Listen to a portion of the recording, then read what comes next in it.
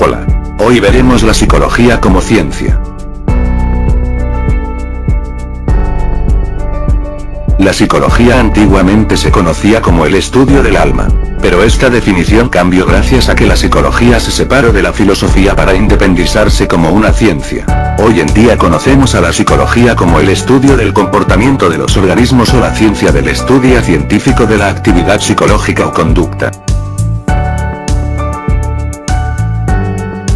Lo que dio paso a la psicología para ser reconocida como ciencia fue este sistema que fue fundado por Jung. Se le denomina estructuralismo por la finalidad con que fue creado, ya que sus miembros estaban preocupados por el descubrimiento de la estructura. Los estructuralistas emplearon el método experimental, optando por la introspección para relatar tan objetivamente como sea posible, la experiencia consciente durante el proceso de captar y juzgar los estímulos. Descubrieron que los procesos conscientes consisten fundamentalmente en tres elementos: sensaciones, imágenes y sentimientos. El funcionalismo, fundado por William James y como su nombre indica, es una corriente enfocada a la función de la mente y no tanto a su estructura. Es decir, cómo interactuamos como individuos con nuestro entorno y cómo nos desenvolvemos en el medio. Un ejemplo que ilustra esta corriente es la función del corazón.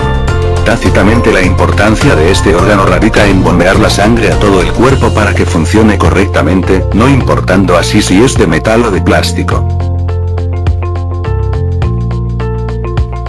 El conductismo. La psicología conductista norteamericana se forjó como una disciplina naturalista con inspiración en la física, en oposición a la psicología fundada por Jung, quien en 1879 creó el primer laboratorio en Alemania. Se caracteriza por recoger hechos sobre la conducta observada objetivamente, y a organizarlos sistemáticamente, elaborando teorías para su descripción, sin interesarse demasiado por su explicación. Estas teorías conductistas se basan en el método científico, y procuran conocer las condiciones que determinan el comportamiento de cualquier animal, siguiendo el esquema causa-efecto, y permiten en ocasiones la predicción del comportamiento y la posibilidad de intervenir en ellas. Es una psicología que se orienta más hacia la producción tecnológica. El asociacionismo constituye un principio psicológico que afirma que todo lo conocemos por medio de los sentidos, y surge la pregunta siguiente. Entonces, ¿de dónde vienen las ideas complejas, que no son directamente sentidas? La respuesta a esta pregunta nos proporciona el primer principio de la asociación. Las ideas complejas provienen de la asociación de otras más simples. El psicoanálisis es un método de exploración que, creado por el neurólogo austríaco Sigmund Freud, tiene como objetivo la investigación y el tratamiento de los problemas emocionales desde el punto de vista de la infancia de la persona, de la interpretación de los sueños, de los actos fallidos y de la técnica de asociación libre, entre otras 23. Freud complementó la psicología de la consciencia de Wilhelm Wundt con su psicología del inconsciente. Contrariamente a los anteriores enfoques, centrados en la investigación de laboratorios, el psicoanálisis no intenta ser una ciencia pura. Su interés no recayó en la acumulación de conocimiento sobre la mente normal, sino en la aplicación inmediata de una nueva manera de tratar a individuos que manifestaban un comportamiento anormal. Extrajo mucho más de sus datos de observación clínica que de la experimentación controlada en el laboratorio. Freud creía que poderosos impulsos biológicos, principalmente de naturaleza sexual, influían en el comportamiento humano. Opinaba que estas tendencias eran inconscientes y que creaban conflictos entre el individuo y las normas sociales. La psicología humanista. La psicología humanista es una corriente dentro de la psicología que surge en la década de los 60 del siglo XX. Esta escuela enfatiza la experiencia no verbal y los estados alterados de conciencia como medio de realizar nuestro pleno potencial humano. Surge como reacción al conductismo y al psicoanálisis y se propone la consideración global de la persona, basándose en la acentuación en sus aspectos existenciales, la libertad, el conocimiento, la responsabilidad, la historicidad. critica el posicionamiento de la psicología como una ciencia natural, porque este reduciría al ser humano solo a variables cuantificables y critica además, en el caso del psicoanálisis y el conductismo, la excesiva focalización en los aspectos negativos y patológicos de las personas. Uno de los teóricos humanistas más importantes, Abraham Maslow, denominó a este movimiento la tercera fuerza, por tratarse de una propuesta crítica, pero a la vez integradora de las dos teorías, aparentemente opuestas, de la psicología de la época: el conductismo y el psicoanálisis. La psicobiología. La psicobiología o biopsicología es un sistema psicológico, que considera que la psicología es el estudio científico de la conducta y de la mente, si existe, de los animales dotados de un sistema nervioso que los capacite por lo menos para percibir y aprender. Considera que los animales capaces de percibir y aprender son: A. Los mamíferos, incluyendo el ser humano, y B. Las aves. Se considera predominantemente una ciencia biológica y secundariamente una ciencia social, y se basa en el materialismo como filosofía. La psicobiología incorpora los objetivos del conductismo y va más allá. La psicobiología no se limita a describir la conducta, sino que la intenta explicar en términos neurobiológicos. El fin último de la psicobiología es la construcción de teorías, tanto generales como específicas, capaces de explicar y predecir hechos conductuales y mentales en términos biológicos. La psicología cognitiva. La psicología cognitiva es una escuela de la psicología que se encarga del estudio de la cognición, es decir, de los procesos mentales implicados en el conocimiento. Se define a sí misma como heredera de la ciencia fundada por Wundt, Leipzig, 1879, y está enfocada en el problema de la mente y en los procesos mentales. Tiene como objeto de estudio los mecanismos de elaboración del conocimiento, desde la percepción, la memoria y el aprendizaje, hasta la formación de conceptos y razonamiento lógico. Lo cognitivo se refiere al acto de conocimiento, en sus acciones de almacenar, recuperar, reconocer, comprender, organizar y usar la información recibida a través de los sentidos. Metodológicamente, más que en la experimentación, como el conductismo, se ha apoyado en modelos, también computacionales e informáticos, para llegar a la explicación de los diversos procesos cognitivos que son de su interés. La investigación cognitivista en los campos del juicio y de la toma de decisiones han tenido un gran impacto en otras disciplinas como la economía. La psicología de Gestalt. El surgimiento, en Alemania, de la Gestalt, como teoría psicológica, completa el panorama de la psicología centroeuropea, junto al estructuralismo, el funcionalismo, que nacieron hacia finales del siglo XIX y principios del siglo XX, y particularmente, junto al psicoanálisis. Con fuerte acento en el idealismo trascendental kantiano, la Gestalt referirá la organización de la percepción en el sujeto a un marco estructurador de lo real a priori, esto es, independientemente de la experiencia. La noción de Gestalt es introducida por Christian von Ehrenfels en 1890, como forma, estructura. Eso significa, justamente, la palabra Gestalt en alemán, al descubrir que una misma melodía podría ser tocada sobre distintas notas, al tiempo que las mismas notas en distinto orden daban lugar a una tonada distinta. Siendo que la tonada se da a la percepción, sucede que la totalidad estructural, o sea, la forma, la pone el sujeto. De acuerdo con Kurt Koffka, 1935, la aplicación de Gestalt significa determinar qué partes de naturaleza pertenecen a todos funcionales, para descubrir su posición en ellos, su grado de independencia relativa y la articulación de grandes todos en subtodos. La fórmula fundamental de la teoría Gestalt puede ser expresada de la siguiente forma: hay todos cuyo comportamiento no está destinado por sus elementos individuales, sino donde los procesos partes se encuentran determinados por la naturaleza intrínseca del todo. Es la esperanza de la teoría Gestalt el determinar la naturaleza de tales todos. La reflexología, reflexoterapia o terapia zonal es la práctica de estimular puntos sobre los pies, manos, nariz u orejas, llamados zonas de reflejo. Los 4 lóbulos. Un lóbulo es una parte de la corteza cerebral que subdivide el cerebro según sus funciones. A continuación se definen los principales lóbulos cerebrales.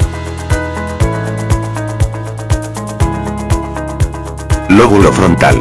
Situado en la parte anterior, por delante de la fisura de Rolando. Este da la capacidad de moverse, corteza motora, de razonar y resolución de problemas, parte del lenguaje y emociones. Lóbulo parietal. Se halla por detrás de la cisura de Rolando y por encima de la cisura lateral. Por detrás limita con la imaginaria cisura perpendicular externa. Encargado de las percepciones sensoriales externas, manos, pies, etc. Sensibilidad, tacto, percepción, presión, temperatura y dolor. Lóbulo occipital. Es el casquete posterior cerebral, que en muchos animales tiene límites bien definidos, pero que en el hombre ha perdido su identidad anatómica. Encargado de la producción de imágenes. Lóbulo temporal. Localizado frente al lóbulo occipital, situado por debajo y detrás de la cisura de Silvio, aproximadamente detrás de cada sien, desempeña un papel importante en tareas visuales complejas como el reconocimiento de caras. Está encargado de la audición, equilibrio y coordinación. Es el centro primario del olfato del cerebro. También recibe y procesa información de los oídos, contribuye al balance y el equilibrio, y regula emociones y motivaciones como la ansiedad, el placer y la ira. La ínsula. Está profunda al lóbulo temporal. En otras palabras, se clasifica como el lóbulo escondido del cerebro. Se dice que es parte del sistema límbico relacionado con las emociones. Ahora les presentaré un vídeo sobre las teorías de la psicología. El vídeo no es mío, es del canal UNEMI Psicología, el cual les dejaré en la descripción su canal para que vayan a visitarlo. Bueno, me dejo de hablar y les presentaré el vídeo.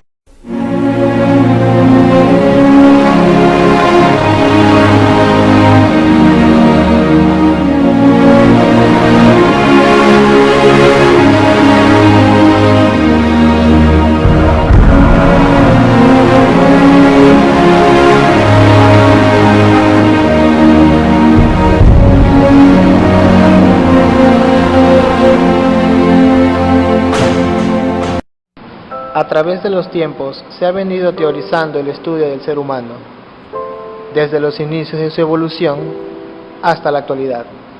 Los cambios y modificaciones que ha sufrido, la conexión entre el individuo y el ambiente darán como respuesta la formación de la personalidad y la modificación de su conducta humana. Vista desde distintos campos de estudio, procederemos a continuación a relatar cómo la psicología ha venido caminando con el ser humano, y a su vez dándole un significado a cada tipo de comportamiento, mediante el cual se ha hecho grandes estudios y aportaciones a la historia del hombre y de su desarrollo.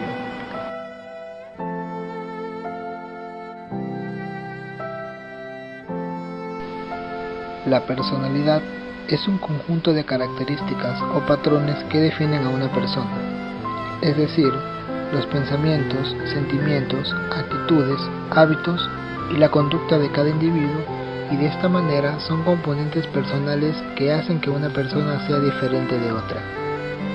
En otros términos, es un conjunto de actitudes y estilos de comportamiento. Estos son características psicológicas que van a denotar la diferencia entre las personas, determinada por los genes, pero a su vez el ambiente los moldea con el paso del desarrollo humano. La persona se comporta de acuerdo al contexto, y a su vez los estados de ánimo influyen dentro del comportamiento y del desarrollo de la personalidad.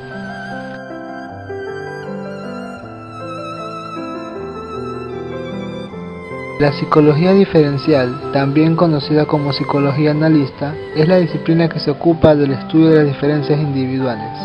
En esta disciplina se estudian las diferencias que existen entre individuos en los ámbitos de la inteligencia y la personalidad.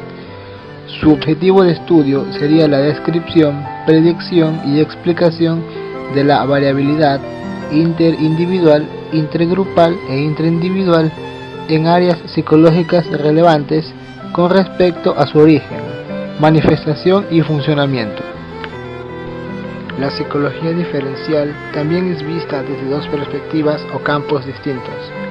El aspecto interno, la cual está basado por corrientes filosóficas tales como el psicoanálisis, impuestas por Sigmund Freud, el humanismo por Carl Rogers, y aquellas llamadas externas por el conductismo de Watson y el histórico-cultural de Lev Vygotsky.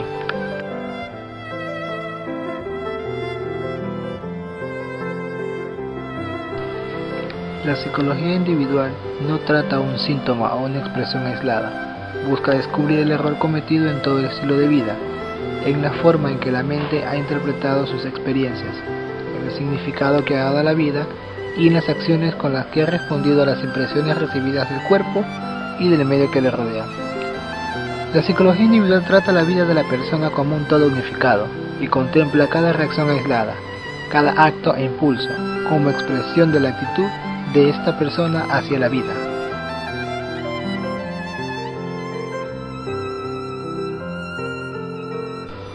La psicología de grupos o psicología grupal, a diferencia de la psicología individual, esta analiza el comportamiento de las personas y las variaciones que se dan en la misma a través de grupos en los cuales la persona se halle. El estilo de vida y el comportamiento, junto con los hábitos, van a determinar el comportamiento de la persona frente a un grupo determinado. A lo largo de la historia, el ser humano se lo considera un agente que está en constante cambio, pues para ello la presencia de teóricos han ido aportando sobre el entendimiento de la conducta humana en sus etapas de desarrollo, de entre las cuales tenemos las siguientes.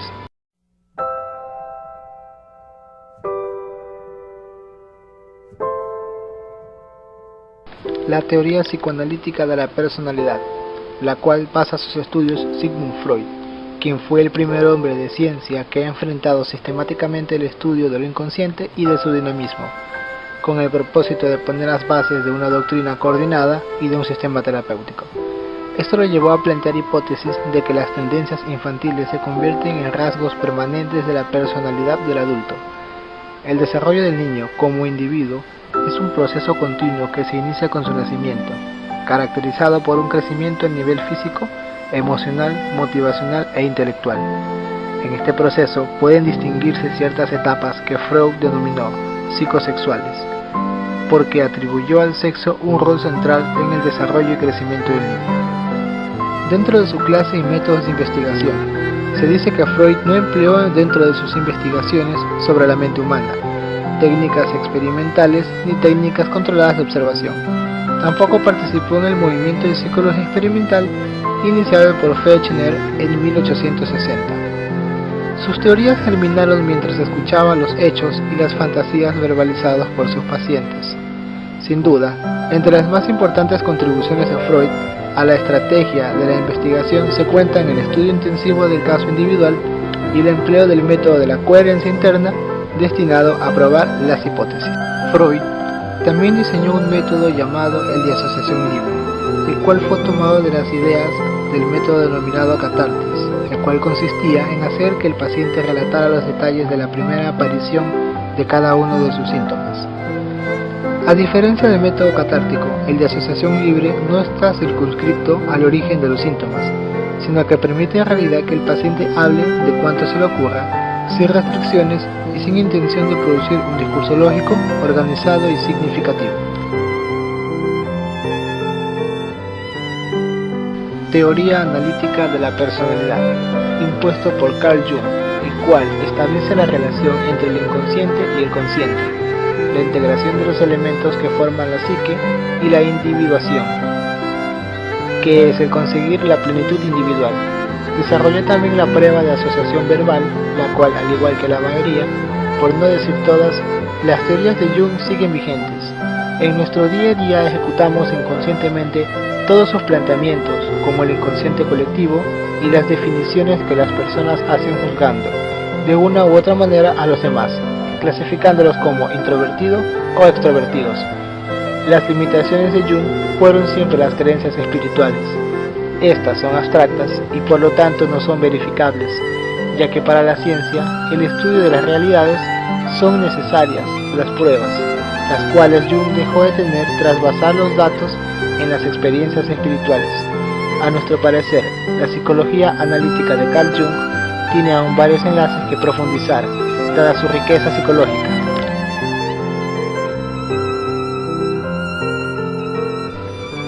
Jung, por su parte, diseñó métodos de investigación, de entre los cuales tenemos el método de la amplificación, el cual consiste en la explicación de algunos componentes de los sueños, los cuales al parecer contienen abundante significación simbólica. Contrasta con el método de la asociación libre, en el cual la persona de ordinario suministra una serie lineal de respuestas verbales a un aspecto onírico. Esto solo es el punto inicial para las siguientes asociaciones que pueden apartarse y en general lo hacen de lo soñado. Otro método es el de la imaginación activa, el cual pide al sujeto que concentre su atención en una imagen onírica sugestiva, pero ininteligible, o bien en una imagen visual espontánea, y que observe cuánto ocurre en esta imagen.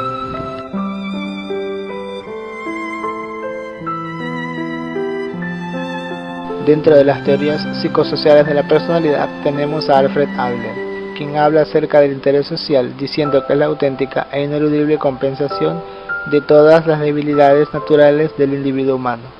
A criterio de Adler, el interés social es innato. El hombre es una criatura social, no por hábito, sino por naturaleza. Erich Fromm, en esencia, el tema de su obra es el sentimiento de soledad y aislamiento que el hombre experimenta a causa de la separación que ha llegado a vivir respecto de la naturaleza y de otros hombres, condición esta que no observa en especie animal alguna.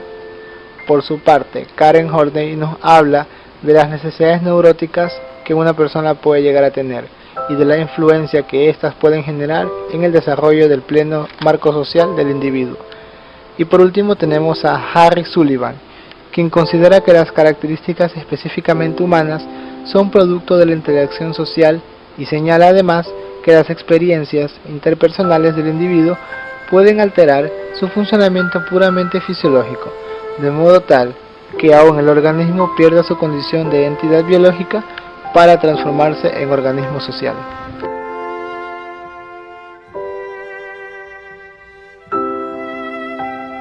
Teoría personológica de Henry Murray.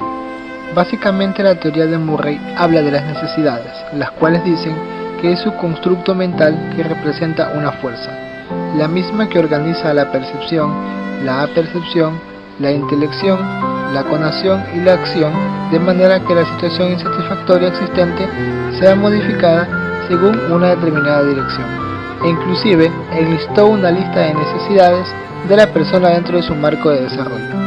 A la vez, él habla de las presiones, la cual indica que la presión es la propiedad o el atributo de un objeto o individuo del medio exterior que facilita o impide los esfuerzos del sujeto por alcanzar un objeto dado. Murray considera que el individuo entra en acción por un complejo conjunto de motivos.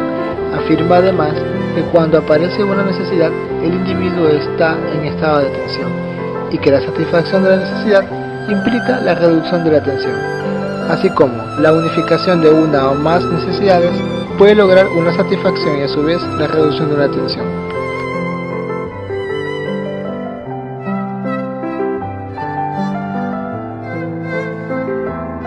Teoría del campo y la personalidad. Lewin introduce el concepto de espacio vital para definir la totalidad de los hechos que determinan la conducta de un individuo dado en un momento determinado. No se trata del espacio geográfico, sino del espacio que contiene todo lo que le afecta al sujeto, esté o no en su espacio físico, es decir, que se trata del ambiente de la persona tal como lo percibe subjetivamente su campo. Por la forma en que se comporta una persona, podemos saber qué es lo que hay presente en su espacio vital, o sea, cómo afecta su conducta al ambiente. En el espacio vital tienen importancia las metas que busca una persona, lo que trata de evitar y las barreras que lo separan de esos objetivos. A los propósitos que desea alcanzar el individuo, Lewin le otorga una valencia positiva y a todo lo que quiere evitar una valencia negativa. Lewin afirma que la psicología topológica o teoría de campo determina cuáles son las conductas posibles y cuáles las imposibles de cada sujeto. El conocimiento del espacio vital que describe Lewin nos permite predecir razonablemente qué hará el individuo. También investigó la forma en que los hechos exteriores pueden producir cambios en el espacio vital y mostró mucho interés por descubrir cómo podría cambiar las actitudes de la gente de la mejor manera posible. Su teoría es muy importante en el campo de la psicología social y para el análisis de los fenómenos de conflicto.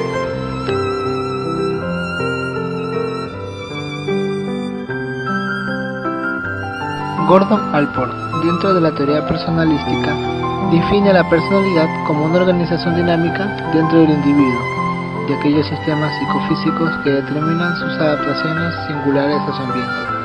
También induce conceptos fundamentales dentro de la actual psicología, como es el rasgo, donde dice que el rasgo es una estructura neuropsíquica capaz de hacer equivalente a muchos estímulos, desde el punto de vista funcional, e iniciar y guiar las formas equivalentes de la conducta adaptativa y expresiva.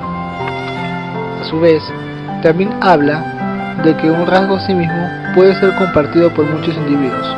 Un rasgo está contenido en el individuo tanto como una disposición. Ambos son estructuras neuropsíquicas capaces de ser equivalentes a muchos estímulos desde el punto de vista funcional, y ambos orientan las formas coherentes de la conducta.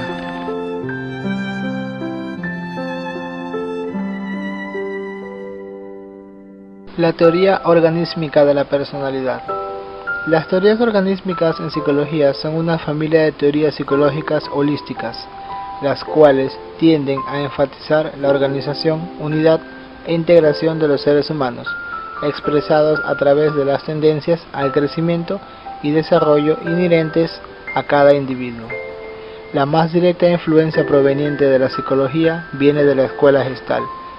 Este enfoque es contrastado con las perspectivas mecanicistas y reduccionistas en psicología. Engel, quien forma parte de los precursores de la teoría organísmica, habla con respecto a la estructura de la biosfera, la cual indica que es una entidad holística que incluye simultáneamente al individuo y el ambiente, no como partes interactuantes, no como constituyentes que poseen existencia independiente, sino como aspectos de una realidad singular, separables tan solo mediante la abstracción. La biosfera no se refiere exclusivamente a los procesos somáticos, sino también a los psicológicos y los sociales. El dominio psicológico comprende las funciones simbólicas del organismo, es decir, el percibir, el pensar, el recordar, el imaginar, entre otros. El dominio social comprende las interacciones del hombre con la sociedad. El organismo constituye uno de los polos de la biosfera y el ambiente. El otro, la dinámica de la vida, consiste en la interacción entre ambos polos. Para Abraham Maslow, gestor de la teoría de las necesidades biológicas, indica que la motivación suele ser compleja. Puede proceder de varios motivos distintos, puede ser inconsciente o desconocida por la persona. Estas personas están continuamente motivadas por una u otra necesidad. Cuando una necesidad queda satisfecha, es reemplazada por otra. Todas las personas, en todas partes, están motivadas por las mismas necesidades básicas, las cuales se puede clasificar según una jerarquía determinada. Para Leakey, la personalidad es concebida como una organización de valores coherentes entre sí. La conducta constituye un esfuerzo de la persona por mantener la coherencia y la unidad de estos valores en un medio inestable. En consecuencia, hay solo una fuente de motivación, la necesidad de preservar la unidad y la integridad del organismo, y solo una meta para el desarrollo, el logro de una organización unificada y autocoherente.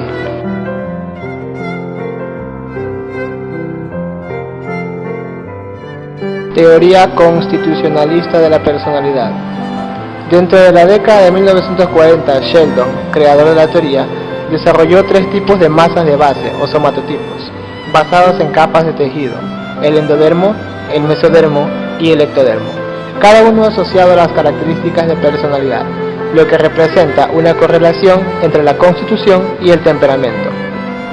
Básicamente, Sheldon dijo que nuestra personalidad está relacionada con nuestro tipo de cuerpo, que es determinado en gran medida durante el desarrollo embrionario. Pues como resultado de ello, dijo que había tres tipos básicos de cuerpo, cada uno con personalidades distintas, entre los cuales tenemos el endomorfo, el cual se caracteriza por tener un cuerpo suave y blando, y su personalidad es probablemente que sea una de la pereza y la búsqueda de placer. El mesomorfo, caracterizado por tener un cuerpo firme y musculoso, y su personalidad es probable que sea firme y ambicioso. Y por último, el ectomorfo, el cual indica que tiene un cuerpo delgado y frágil, y su personalidad es probable que sea tímido y nervioso. Otras clasificaciones, como la biserotonía, caracterizado por ser una persona amante de la comodidad y sociable; la somatonía, caracterizado por ser dogmático, agresivo, activo; y la cerebrotonía, caracterizado por ser inhibido, reservado, temeroso y recatado.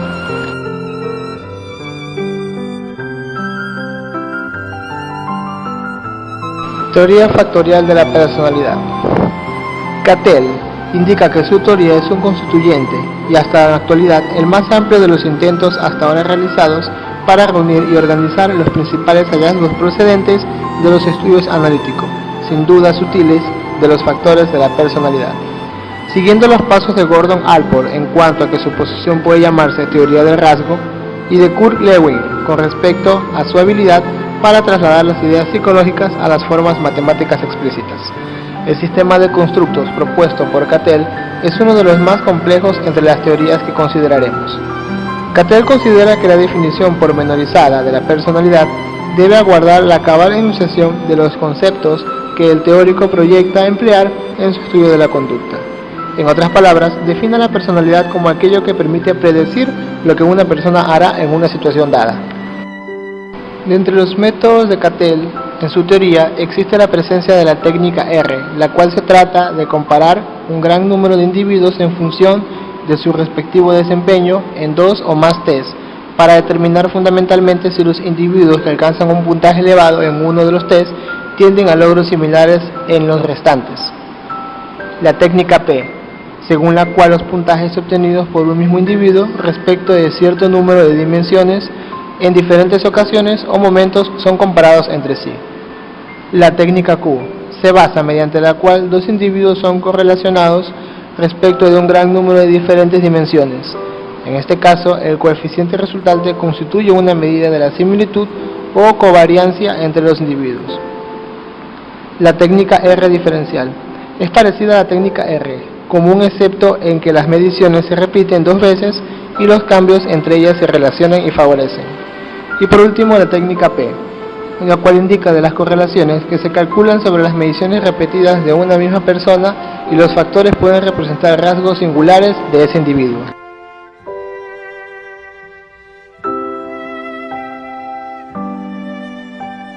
La teoría estímulo-respuesta de la personalidad. La teoría conocida como ER, al menos respecto a sus orígenes, puede ser catalogada con certeza como una teoría de laboratorio. Prácticamente, uno de sus seguidores fue Ivan Pavlov. En contraste con las ya examinadas que asignan un papel mucho más importante a la observación clínica o naturalista por los demás, su claridad, lo compendioso de su formulación y sus serios esfuerzos por proporcionar un apropiado asidero empírico a los términos principales de la teoría, coinciden con tales orígenes. Según Dollard y Miller, su teoría representa el esfuerzo para modificar y simplificar la teoría de reforzamiento de Hull, la cual fue extraída de sus formulaciones y también de la corriente psicoanalítica para que de esta manera pudiera ser más fácil de utilizar en un futuro por psicólogos tanto clínicos como sociales. El concepto de hábito es muy importante para la posición que plantean los autores, ya que una parte de la aplicación de la teoría consiste en la traducción de observaciones generales o vagas formulaciones teóricas de acuerdo a su postura teórica, ya que la clave radica en la descripción de los procesos de aprendizaje. Dentro de sus grandes aportaciones e investigaciones se encuentra el concepto de desplazamiento, el cual ocupa una posición central y habitualmente alude a la capacidad del organismo para reorientar respuestas o impulsos hacia un nuevo objeto cuando la expresión dirigida a su objeto original ha sido negada. El mismo fenómeno puede ser explicado con gran facilidad en el marco de la teoría de Miller y Dollard, que a tal fin disponen del concepto de generalización del estímulo. Mediante una serie de experimentos, Miller ha procurado probar el fenómeno empírico, mostrar la continuidad de la generalización del estímulo y desplazamiento y suministrar una explicación teórica que permita nuestras predicciones respecto de estos acontecimientos.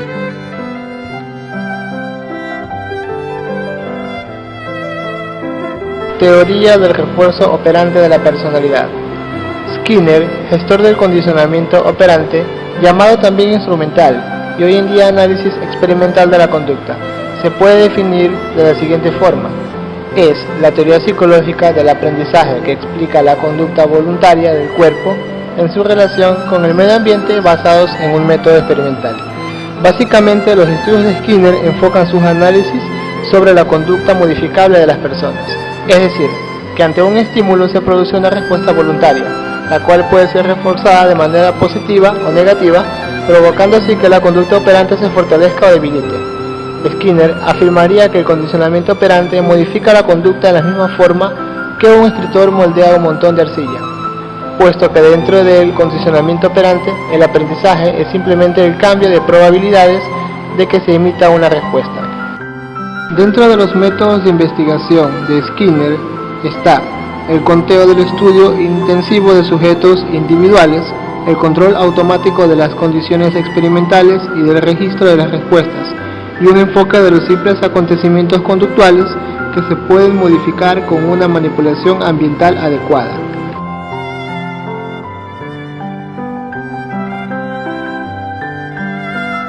La teoría del sí mismo y la personalidad. Carl Rogers, gestor de la teoría, constituye a la misma como una definición del sí mismo como objeto, ya que denota las actitudes, los sentimientos, las percepciones y las evaluaciones de las personas acerca de sí mismas. El segundo significado constituye una definición del sí mismo como proceso. El sí mismo es ejecutar en el sentido de que consiste en un activo grupo de procesos tales como el pensar, el recordar y el percibir. Dentro de las aportaciones máximas de Carl Rogers, indica que es identificado con el método psicoterapéutico que creó y desarrolló denominado no directivo o centrado en el cliente, el cual significa que el terapeuta ha sido capaz de iniciar una relación subjetiva e intensamente personal con su cliente, y que se ha relacionado con él, no como un científico con su objeto de estudio, sino como un médico que espera diagnosticar y curar, sino como una persona con otra persona. Esto implica que el terapeuta considera a su cliente como una persona de valor propio e incondicional, cualquiera que sea su condición, su conducta o sus sentimientos. Para el cliente, esta terapia óptima representa una posibilidad de indagarse y descubrir en sí mismo sentimientos extraños, desconocidos y peligrosos. Dentro de los estudios teóricos de Rogers está el organismo, el cual lo define como una tendencia o impulso básico a actualizar, mantener y desarrollar al organismo experienciante. Por una parte existe una fuerza motivadora única, por la otra un único objetivo vital de la persona. El organismo se realiza de acuerdo con la orientación trazada por la herencia. A medida que madura, deviene más diferenciado, se expande con mayor amplitud y se vuelve más autónomo y más socializado. Si bien el organismo y el sí mismo poseen la tendencia innata a realizarse a sí mismos, están también sujetos a fuertes influencias del ambiente y en especial del medio social.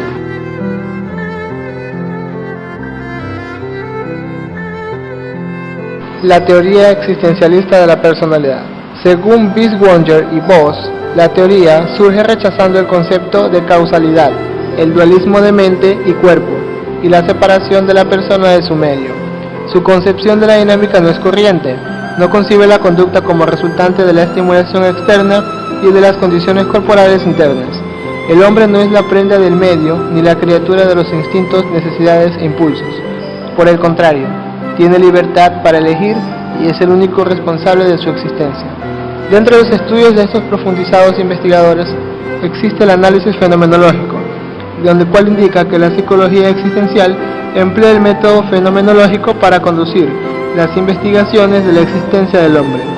Este método consiste en describir o explicar la experiencia con su propio lenguaje, que es concreto antes que abstracto. Su vocabulario se compone de palabras comunes y cotidianas, y carece de términos técnicos o neologismos. El análisis fenomenológico no debe confundirse con el método clásico de introspección que utilizaron los psicólogos experimentales de antaño para investigar los elementos de la conciencia. Los fenomenólogos no buscan elementos, intentan describir y comprender la experiencia que aparece inmediatamente en la conciencia de la persona.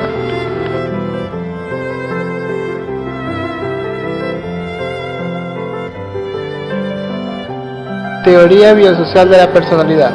Según Morley, define la estructura como la forma en que las partes constitutivas del todo son articuladas o ensambladas dentro de la persona. Él indica principales componentes básicos de la personalidad, los cuales son las disposiciones fisiológicas, que surgen de disposiciones genéticas y embriológicas subyacentes, las canalizaciones, que se forman al comienzo de la vida, las respuestas condicionadas, profundamente arraigadas mediante el reiterado refuerzo, y los hábitos cognitivos y perceptivos, que constituyen el producto conjunto de la canalización y el condicionamiento. Morpley también distingue 3 etapas en la organización de la personalidad: la global, la diferenciada y la integrada. En la etapa global, la organización no presenta partes diferenciadas, sino homogeneidad. Funciona como una totalidad, habitualmente denominada actividad masiva. Constituye el tipo inicial o primordial de organización, la matriz no diferenciada que existe en el comienzo de la vida. La etapa diferenciada indica la organización que presenta partes o regiones separadas y distintas. La energía ya no aparece difundida a través de la personalidad, y las respuestas de la persona son más específicas que generales. La etapa de integración representa la unificación de las distintas partes de un sistema entrelazado, intercomunicado e interdependiente. La energía pasa fácilmente de una a otra región, de modo tal que existe un máximo de comunicación entre los diversos componentes de la personalidad. Dentro de los métodos o aportaciones investigativas de Morpley están los estudios sobre el autismo, al cual lo define como el movimiento de un proceso cognitivo hacia la satisfacción de una necesidad. Y es así como la psicología diferencial ha sido vista desde varios enfoques orientados hacia un solo objetivo: el estudio y entendimiento de las conductas y los comportamientos de las personas, de las acciones que realizan dentro de sus vidas cotidianas, llegando así a definir que uno de los elementos de más profundo e infinito estudio es sin duda alguna el ser humano, ya que es un agente que se mantiene en cambio y constantemente su conducta se verá reflejada de diversas maneras, según el medio, situación o a su vez el estado en el que se encuentra la persona.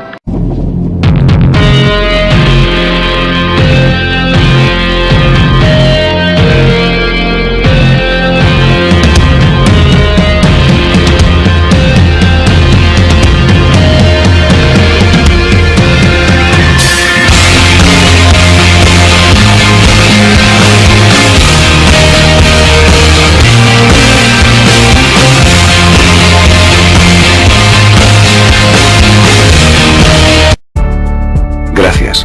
Regálame tu like si te sirvió o te gustó el vídeo y suscríbete para más vídeos. Aquí te dejo más vídeos. Y mi canal para que lo visites. Si tienes tiempo comparte este vídeo. Un saludo para todos los psicólogos del mundo, hasta la próxima.